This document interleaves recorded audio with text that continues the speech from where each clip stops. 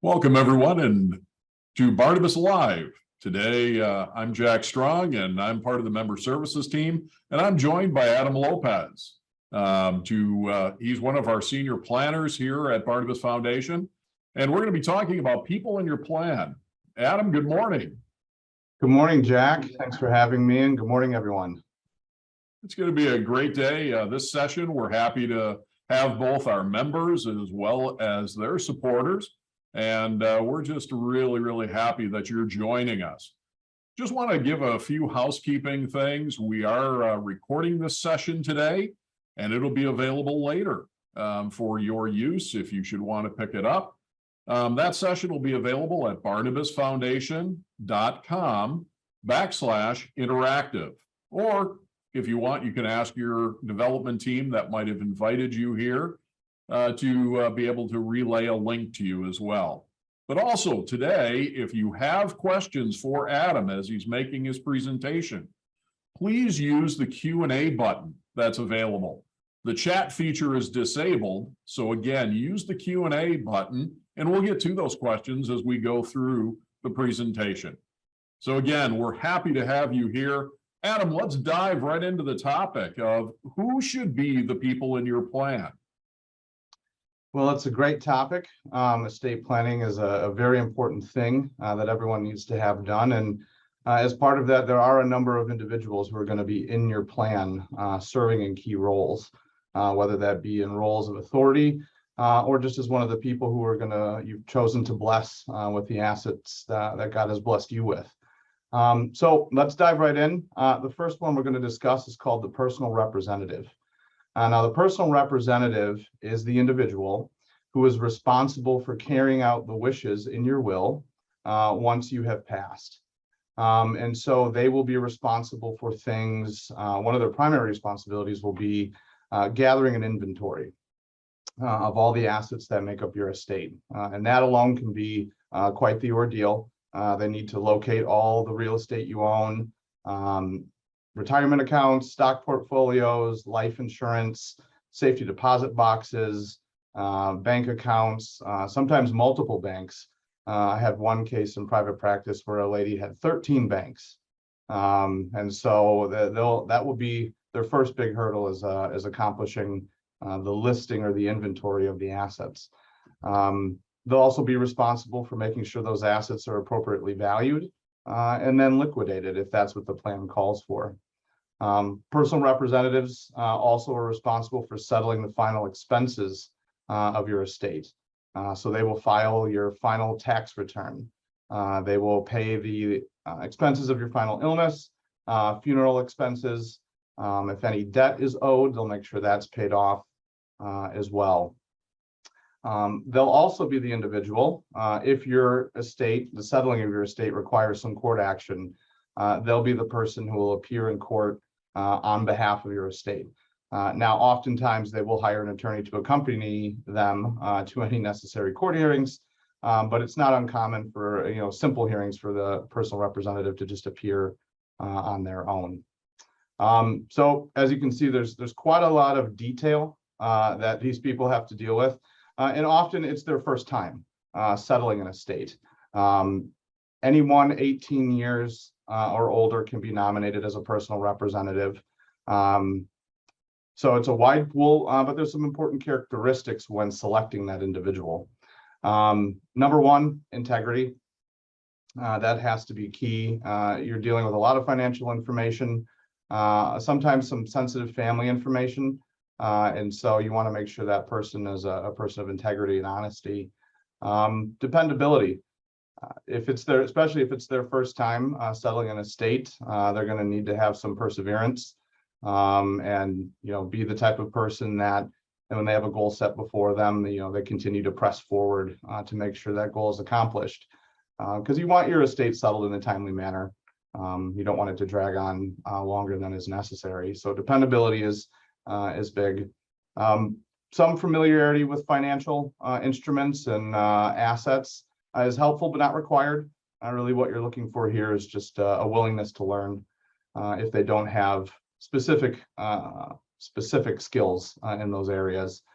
Typically, I saw if there was an accountant, a lawyer, or a financial advisor in the family, usually those people receive strong consideration just from that fact alone. But two of the biggest characteristics, in my opinion, number one, are location. So your personal representative it's a very hands-on job in a lot of cases. And so if the person you've nominated to do this job lives on the other side of the country, or, I even had one case where someone recommended someone out of the country, that's going to be a problem, especially if there's significant time differences. It usually leads to them having to hire someone on the ground, which is another, expense to the estate. So if it's at all possible, and it's not possible in every situation, pick someone local. And then the final characteristic I wanted to mention is communication. It's very important for the personal representative to provide consistent and clear communication to the beneficiaries as to what's happening with the settling of the estate. Sometimes you hit bumps in the road, real estate might not sell, financial institutions might not be responding to your calls or your emails to release life insurance funds or retirement funds. So just keeping them up to date can avoid a lot of potential trouble down the road. When I was in private practice, I did represent a number of estates that were contested, and usually the problem stemmed from the beneficiaries believing, whether rightly or errantly, that the personal representative wasn't doing their job. And so they would sue to force the personal representative to give an accounting to the court. And usually these cases boiled down to the personal rep was just not communicating effectively. Things were fine. There just was hurt feelings or grudges between everyone, and the communication wasn't there. So you want to make sure your personal representative will communicate with them. So they're an important piece of the puzzle. The next group of people that are important are obviously the beneficiaries. So these are the individuals and organizations that the Lord has led the creators of the estate plan to include as beneficiaries in their estate. Usually there are two groups of beneficiaries. There are those beneficiaries that receive a portion or a share of the estate. So often you'll see if a family has 5 kids, once the parents pass away, each kid receives a 20% share of their estate. But there are also those beneficiaries who receive specific items of property. We call these specific distributions. And these can range from, grandpa's rocking chair, things of sentimental value, coin collections. I once had a gentleman who passed away. He restored a car with his nephew. And so he wanted to make a specific gift to his nephew of the car because that was something they worked on together. They can also be things such as gifts of cash. Often I would see grandparents leave a specific gift of cash to their grandchildren as kind of a gift of love from their grandparents. You can also gift things as valuable as real estate with specific distributions. Sometimes there's a family property in the country or up north. Maybe cousin Ernie uses the small fishing shack in Canada and no one else goes up there. So we'll give that shack to cousin Ernie so he can keep fishing. Sometimes you're on both lists. You receive a share of the general distribution, but you also receive some specific items there. So there's a lot that goes into the deciding, especially the specific items. People really, once they understand they can do that, they will take the time to sit and consider, who should get what. Now, there are considerations for each beneficiary that people should think about when naming them. Number one, how much is too much is a question that should be forefront in people's minds. God has given us each different gifts, and we all have different weaknesses. For some people, the handling of money is just not one of their strengths. And as inheritance is supposed to be a blessing, and so as good stewards, you want to make sure that whatever beneficiaries you select, that if they need additional safeguards for their inheritance, that you make sure those are in place. So for example, if someone has if you think the lump sum inheritance is too much all at once, you can do what we call metering. Now metering is spreading it out over time. And I've seen, there's all sorts of examples. You can One estate I did they had to wait till they were 45 before they could obtain their inheritance. The hope there was, they'd have obtained a certain level of maturity before the money became theirs. You can also start earlier and then just spread it out. They receive a portion at 25 years old, another portion at 30, another at 35, and the remainder at 40. So that can be a useful tool for people who maybe just receiving the lump sum all at once is not a great idea. But there are broader issues or bigger issues too when it comes to things like gambling addiction, drug addiction, beneficiaries with these types of things. It might not be wise for them to handle the money at all. So in your will, you can provide for certain special trusts that deal with these situations, and your personal representative will become the trustee of those trusts, and their job will be to spend the money on behalf of the beneficiary. So typically, the language is such that the beneficiary can request that items be purchased for them, but they have to be related to their health, education, maintenance, or support. And the trustee or personal rep has discretion on whether or not to grant those requests. Finally, there's some other considerations that have to do with people with either physical or mental disabilities. Usually these individuals are on federal or state or both programs that provide them financial and insurance type benefits to help them live their lives. Receiving a lump sum inheritance from an estate will kick those people off of their programs, and then it can be a long process to get back on. So there's something called a special needs trust that you can implement where you supplement the income of those individuals without getting them kicked off of their program. So these are just some of the major considerations for beneficiaries. And it's important to discuss those thoroughly, with your attorney as you put together your estate plan. Adam, that's just great information to be having, and it's a lot to consider, especially the responsibility factors, that making the decisions, but also who are reps. I know we've got a couple of questions from folks already in the audience that are asking about, is the personal rep also supposed to be, the DPOA, or, can they be both a beneficiary and a non-beneficiary? Are those some considerations that folks should consider? Absolutely. One question I get all the time is, if you have a large estate plan, well, let's say you have a trust, you're also going to have wills that go with that trust, and you're also going to have powers of attorney, financial and healthcare. And so if you select different individuals for each of those roles, you're going to have a lot of cooks in the kitchen. And so my typical recommendation to individuals is, when you have a trust or a will, the trustee or the personal rep, that should be the same person. And the agent for your financial power of attorney should also be the same person. And the reason for that is, if you are in a car accident, you go into a coma, your power of attorneys are going to be activated, but your estate plan documents will also have clauses for what happens when you're incapacitated. So if you have two different people listed on those documents, there's just more people making decisions than is necessary. As far as whether or not people should be beneficiaries, or if the trustees or personal reps should be beneficiaries or non-beneficiaries, it's really dependent on the family dynamic. Everyone's families are different. For some families, they feel, let's say they have 3 children and they're having a hard time deciding which one of their children should be the personal rep for their estate. Maybe a neutral third party would be a good selection, but it's not always the case. Typically, people trust their family more than they trust non-family. So I would say more often than not, I see family selecting family as their first option, and then maybe a neutral third party as a secondary option. Great, thanks for answering those questions right away as we're going. If others have questions, please make sure you put that in the Q&A section for us, and we'll try to get to those as we continue on. Thanks, Adam. Perfect. Well, we kind of jumped into this next one. I wanted to talk about trustees. So a trust is another document that you can use for your estate plan.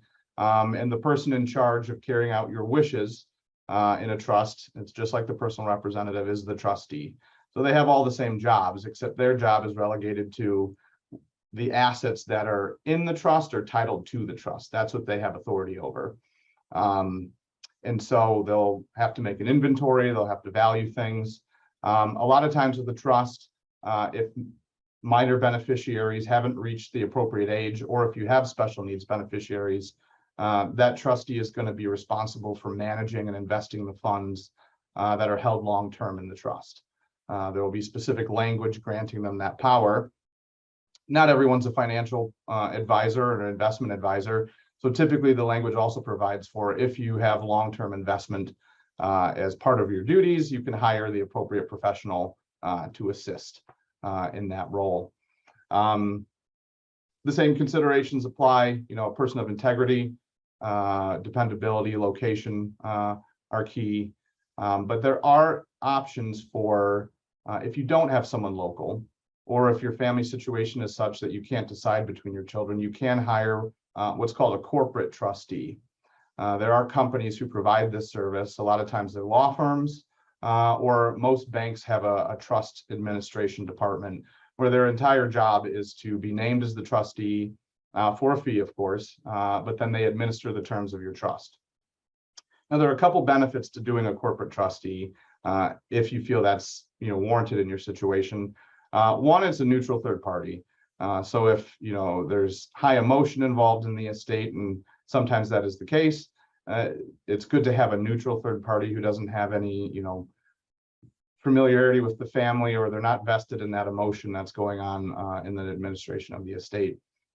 Second of all, if your estate is very complex, it's probably not wise to appoint a family member who's not suited to handling that level of complexity. So for the higher level, more complex estates, taking a look at a corporate trustee is probably a good idea. All right, do we have any questions on that? Otherwise, there are a couple. I think that, one of the questions out there, Adam, is what's the difference, what's the base difference between a will and a revocable trust? Seems that's one of those things that's out there, and a couple of people are asking questions about that, or do you need it in addition to?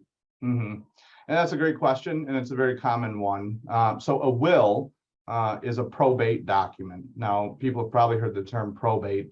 It refers to each county in your state has a probate court, and the sole job of that court is to oversee the administration of estates that end up in probate. And there's ways to avoid probate. A will alone is not one of them. A will is simply a document for the probate court to tell the court what are your wishes, and then the court will make sure that those wishes are accomplished. A trust is actually a legal entity, like a corporation or an LLC. And because of that, it can hold title to assets. So when you title things to a revocable living trust, or list the trust as the beneficiary once the husband and wife pass away, those assets are now owned by a legal entity. And so you avoid probate in that way. So for example, in Wisconsin, where I'm calling you from, if a husband and a wife pass away and they just had a will, and their assets didn't specify any specific beneficiaries on them, so everything was in their estate. If your estate is worth $50,000 or more, by law, the probate court has to oversee the administration of your estate. But if you have your assets titled to your trust, you're going to avoid probate because there's something legal that owns them. Deceased individuals, they can't own property anymore, which is the reason for probate. Sure. Well, that's great. Thanks, Adam. We appreciate that. Absolutely. So one of the biggest people or most important people in your plan, and this is usually for parents with minor children, is a guardian. The selection of this individual or individuals often takes the longest when forming an estate plan, and for good reason. You're trying to decide who are the individuals or individual that's going to care for your children should something happen to you. So some of the important characteristics to consider is, are they spiritually aligned? Do they, oftentimes people would They'll either do family or someone who attends their church because they know they have a similar spiritual focus. But generally, you're looking for someone who you think is going to continue your tradition of the spiritual, physical, and emotional well-being of your children. And you really want to make sure that you have these people stated specifically in your estate plan, because once the parents were to pass away, the court, there's a guardianship court, the first thing they look at is the estate plan to see if anyone was nominated. And that person, 99.9% of the time, is going to be appointed the guardian by the court because they were listed in the estate plan. If no one is listed in the estate plan, each state has a series of statutes that allow for a certain pool of people. It's usually close relatives. And from that pool, these people can petition the court that they should be the guardians. And so sometimes that can lead to situations where different people in the family are both petitioning the court of why they should be a better guardian, why they should be the guardian of the children rather than the other family members. So you can take that whole decision process off the table by simply considering and then nominating people to be the guardians of your children. And we touched on that's just such an important piece, I think, for many families out there, probably, Adam, and you've probably experienced that with, a lot of folks that's a big concern. Mm-hmm. Yeah, and oftentimes they initially, especially if they're young parents, they will nominate their parents as the first guardians, but eventually the parents start to get old to the point where, that's no longer a good choice. So it's important, if you do nominate your parents, discuss with your parents, what is the point at which they would say, you know what, it's best if someone younger takes over, and then update your plan at that point. Great. Perfect. So the last group I wanted to mention as far as the people in your plan are the agents, and we've touched a little bit about that. But these are the individuals associated with your healthcare power of attorney and your financial power of attorney. Now, these are documents that allow these agents to make decisions for you while you are alive, but you are unable to make decisions for yourself. So classic examples include, someone was in a car accident and they're in a coma. Someone has, advanced Alzheimer's and dementia, or it may even be that the person is well, they're just in the middle of a surgery and they're under general anesthesia, and there are decisions that need to be made. So the power comes from these documents. So the power will dictate, or the documents will dictate specific powers that the agents have that allow you to sign, financial documents, make financial decisions, and make timely healthcare decisions too in time of emergencies. And so usually, as I mentioned before, the financial power of attorney, the first backup, because usually in all of these positions, your spouse is your first personal representative, trustee, guardian, agent. But after your spouse, that first backup person between the wills, the trusts, and the power of attorney for finances, can be good to have those be the same people. Typically, I see the healthcare power of attorney, that's where there's a big deviation. If someone's named a personal representative or a trustee, well, then they're not at the top of the list for making financial decisions or healthcare decisions. So I see, usually if someone's a nurse or a doctor or just a CNA, someone with healthcare experience, those are usually the individuals nominated there. That's such great information to know, because I think a lot of folks have struggle with those decisions. And so it's great to have some insights. I know we have some questions out there as well, Adam, and one of them is pretty easy one, I think, probably for you to answer is, how often should somebody update their will or look at their trust? That's a great question. My general advice is that every 3 to 5 years, you should take a look at your estate plan, take a look at your life. If your life goals are still matched by what's in your estate plan, then go another 3 to 5 years without making an adjustment. That seems to be a good frame of time to use. Now, obviously, there are certain occurrences in life that warrant, making an immediate change. The death of a spouse, the death of a child, retirement, things like that usually warrant a review of the estate. So If nothing major is happening in your life, though, I would recommend every 3 to 5 years. Take a look and go from there. Great. We have one of our members asking a question of, sharing your estate. One of our documents that we have asks, how much of the details should one share? And I'm guessing that's a lot of how much do we reveal about all of this and to whom? Mm-hmm. And that's a great question. And I would say it depends on the family situation, but in most cases, I would recommend having a family meeting with your kids. Once you've settled your estate plan, call a family meeting, have the attorney who drafted the plan come there to answer any legal questions that the kids might ask. But typically, and I've been at a number of those when I was in private practice, and there's a lot of fruit that's born out of those meetings because the parents are being open with the kids and just saying, look, God has placed us in control of these assets. And as such, we have made these decisions together, prayerfully, but we want to let you know this is what they are, so that there's no surprise, there's no confusion, and then welcome their questions as far as, why did you choose this? What led you to believe the Lord, led you to, give this amount to ministry and give this amount to us. Some people, and some people prefer, they don't want their kids to know. So it's based on preference. And I suppose there could be some times where maybe it's best they don't know everything, but I would lean on the side of let your kids know. Your will and testament or your trust is kind of your last letter to them. Let them know they're loved, give them a heads up of what's coming. And that way there's, your memory won't be, they won't have negative associations with the estate plan when going through that. So. Yeah, I've been blessed to be involved in a couple of those meetings as well, as a person who was involved with a ministry. And it was great conversation sometimes to hear about sharing about the ministries that they're going to support and why.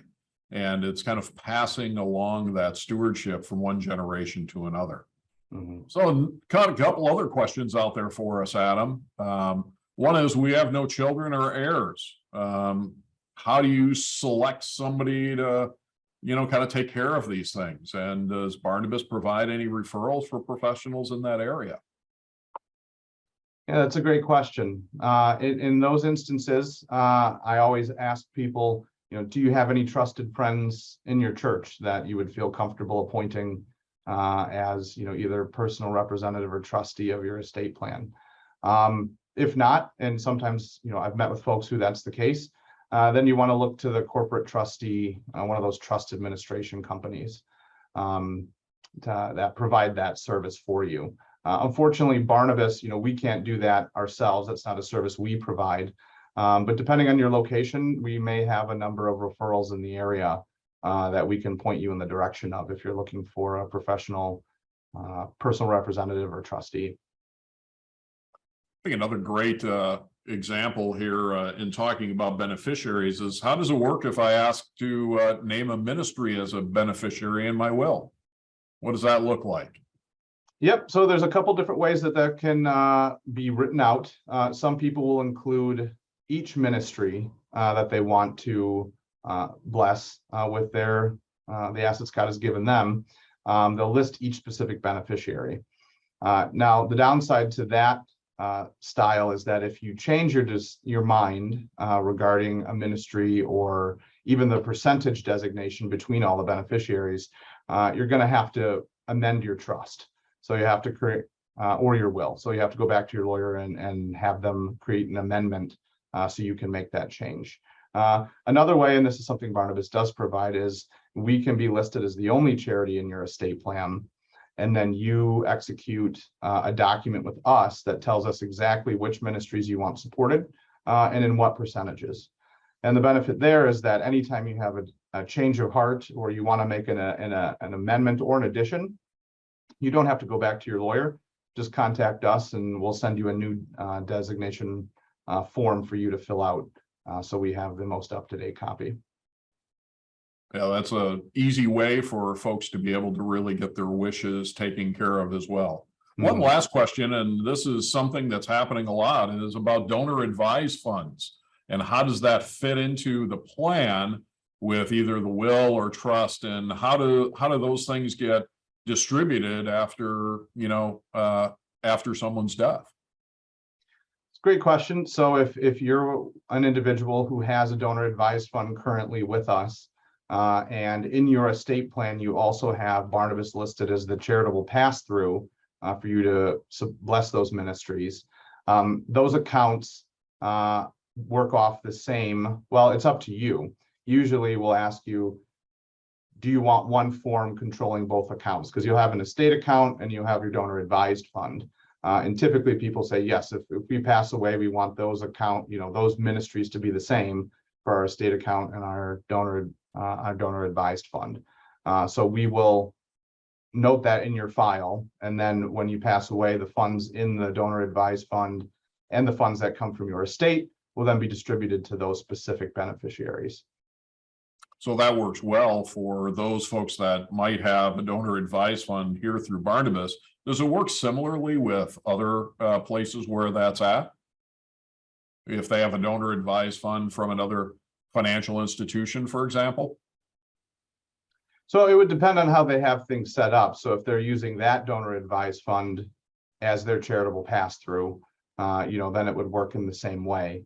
Some people, so it really just depends on how the estate is set up. If they have those charities listed specifically in the will that they want to support from the estate, that might be different from the list they have on their donor advised fund with a different financial institution. Yeah, the nice part with the Barnabas pass through is that there's no cost to the estate, and it'll just be taken care of, which is really a blessing to both ministry as well as to the estate itself. Correct. And another thing through Barnabas that's useful is you can actually designate a representative, that if a ministry that you listed has gone defunct or is no longer in operation, this individual or representative, we will consult them to see what ministry they would select.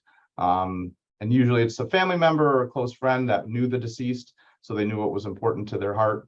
And so they can select a ministry that would that they would confidently say the deceased would have approved of. That's great. Adam, that's our time for today, but thanks so much for joining us and answering a number of really good questions that folks had, but also giving us some really valuable information. We actually have a couple of different resources for folks if they need more information. One is we actually have materials on people in your plan. So if you want more information or just to be able to review that, this document will be able to help you get further answers. And you can get a copy of that and get some ideas of the roles and considerations we discussed today by either contacting us here at Barnabas Foundation, going to info@barnabasfoundation.org, or calling us at 1-888-448-3040. And we'd be happy to send that to you. We also have another info sheet about choosing guardians, and that could be a great resource for you if you have any questions about that. Adam emphasized that today. So we would encourage you to look into both of those resources if you have even further questions. Last, remember that we also have this as a recording. So if you want to come back and check it out later, that would be great. And you can find that at barnabasfoundation.com/interactive. And it'll be ready within the next few days or certainly by early next week. But if we had questions today that we didn't answer for you, please feel free to contact us here at the office at 1-888-448-3040. One other quick note for our members. We know that our conference next month, the housing is filling up. We just want to let you know that there's going to be some other information coming to you as members about discount housing, or please contact us at the member services team and we'll give you more information. We're looking so forward to welcoming you all here to the Chicagoland area and having just a great conference. I know, Adam, you're going to be there as well. So we're looking forward to really greeting people and making sure that they have a wonderful time and a great learning experience. So, Adam, thanks again for being with us. And for all of you for joining us today on Barnabas Live, we appreciate you being with us.